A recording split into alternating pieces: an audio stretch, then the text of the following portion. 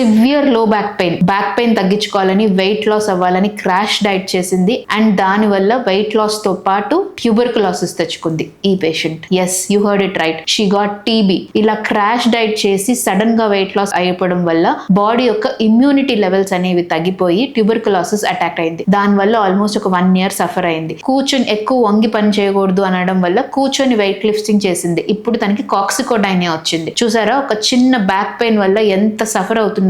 So please don't repeat this mistake. ప్రతి వాళ్ళు weight loss అనేది ఇన్స్టెంట్ గా రావాలి అని మాత్రం కోరుకోకండి. మీ వెయిట్ లాస్ జర్నీలో డైట్ చేసేటప్పుడు ప్రాపర్ క్యాలరీస్ మీట్ అవుతున్నామా లేదా, ప్రాపర్ ప్రోటీన్ కంటెంట్ ఉందా, proper vitamins and minerals reach అవుతున్నామా లేదా అనేది ఒక ప్రాపర్ గా డైటీషియన్ ని కన్సల్ట్ అయ్యి తీసుకోవాలి. అంతేగాని డైట్ అనే పేరుతోటి మనకి ఇష్టం ఉన్నట్టు డైట్ చేసి ఓవర్ నైట్ అయితే వెయిట్ లాస్ అవ్వరు. అలా అవుతే ఇలాంటి సెకండరీ కాంప్లికేషన్స్ అనేవి ఫామ్ అవుతాయి. సో ఎప్పుడైనా సరే బ్యాక్ పెయిన్ ఉంటే సర్జరీ ఒక్కటే మార్గం అని అనుకోకండి. బ్యాక్ పెయిన్ ని నెగ్లెక్ట్ చేస్తే ఓవరాల్ క్వాలిటీ ఆఫ్ లైఫ్ కూడా డిక్రీజ్ అవుతుంది. సో బ్యాక్ పెయిన్ ని ఎర్లీగా ట్రీట్ చేసుకోండి. There are lot of non surgical regenerative options and PRP therapy for back pain also. Technology advance అవుతున్నా మనం మాత్రం ఇంకా 20 years బ్యాకే ఉన్నాం. అన్నిటికీ సర్జరీ ఒక్కటే ఆప్షన్ అని చెప్పి ఇంకా పెయిన్ తో సఫర్ అయ్యి ఇలాంటి సెకండరీ కాంప్లికేషన్స్ తెచ్చుకుంటున్నాం. సో ప్లీజ్, ఇంజెక్షన్స్ అంటే భయపడకండి. It's absolutely safe. అండ్ తొందరగా మీ పెయిన్ ట్రీట్ చేసుకోండి. పెయిన్ తో సఫర్ అవుతూ మాత్రం బతకకండి.